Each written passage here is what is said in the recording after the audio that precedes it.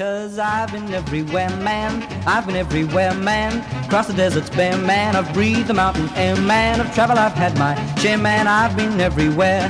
Been to Tullamore, Seymour, Lismore, Mooloolaba, Nambour, Roochdore, Kilmore, Marillaba, Birdsville, Emmaville, Wallaville, Tasmania, Strathround, Proserpine, Ulladulla, Darwin, Gingin, Lilliquin, Muckdilla, Deloraine, Wagga, Cumberland, I'm a killer. I've been everywhere, man.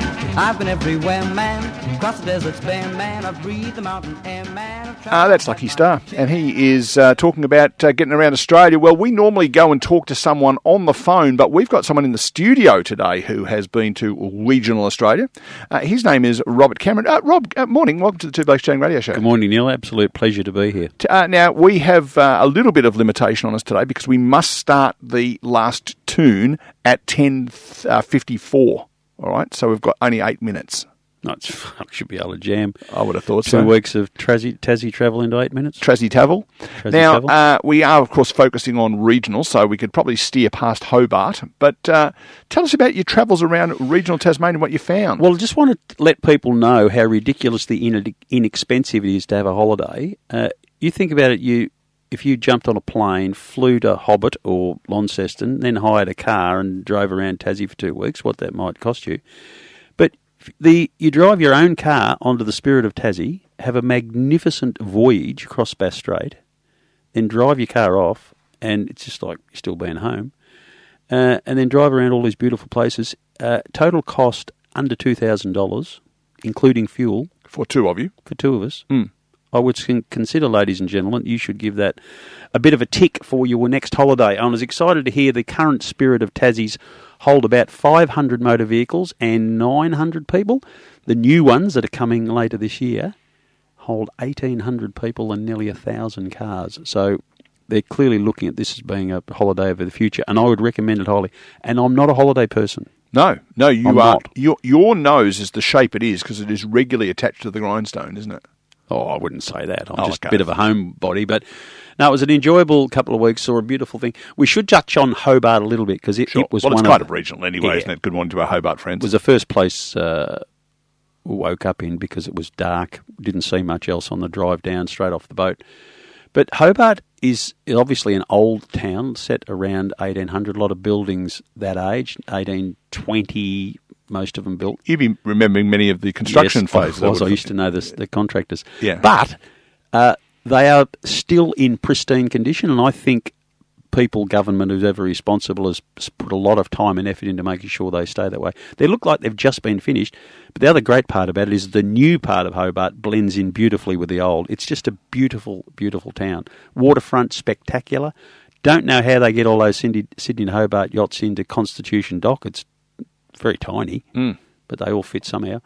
No, Hobart was very good, but outside, one of the surprises for me was we're thinking that Tassie are a long way behind, but agriculturally they are up and about. I can assure you there's a lot of irrigation through the state, highly productive farming country, because there's not a lot of it that is productive because most of Tasmania is bush, trees and mountains.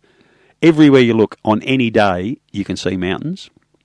Parts of Victoria you go for a drive and it gets a bit flat and boring, but Tassie is constantly beautiful wherever you look with the mountains, and when you get amongst them, the trip to Cradle Mountain was a real highlight. And going up through the little villages, and I do call them villages because they are a bit of a time warp going back to them, but all pretty little towns, wonderful bakeries. Yeah. Oh, that was a highlight of Tassie. Nice. Beautiful pies and cakes and vanilla slices.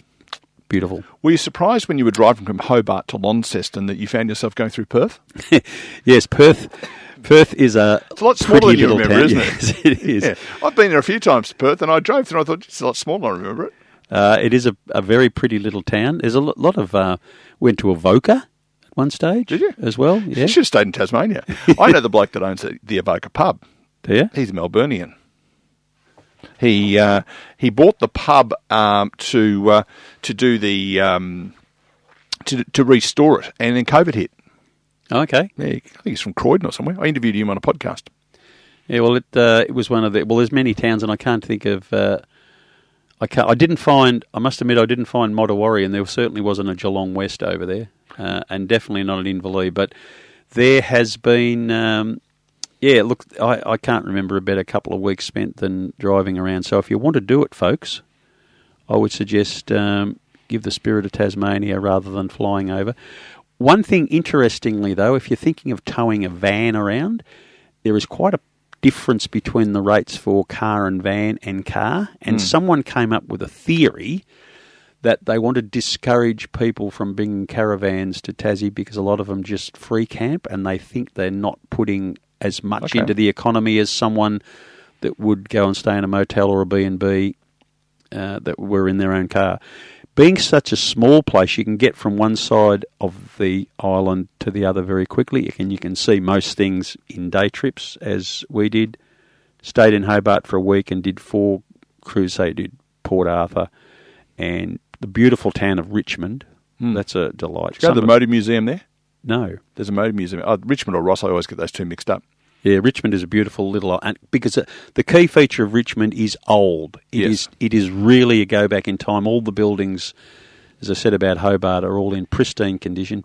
Beautiful, beautiful old buildings. Port Arthur was amazing, and it had nothing to do with what its most recent reason for being historic. When you go back to its early stages and you look at the architecture and feel what it would have been like living in those conditions, which you do get that experience walking through the old jails.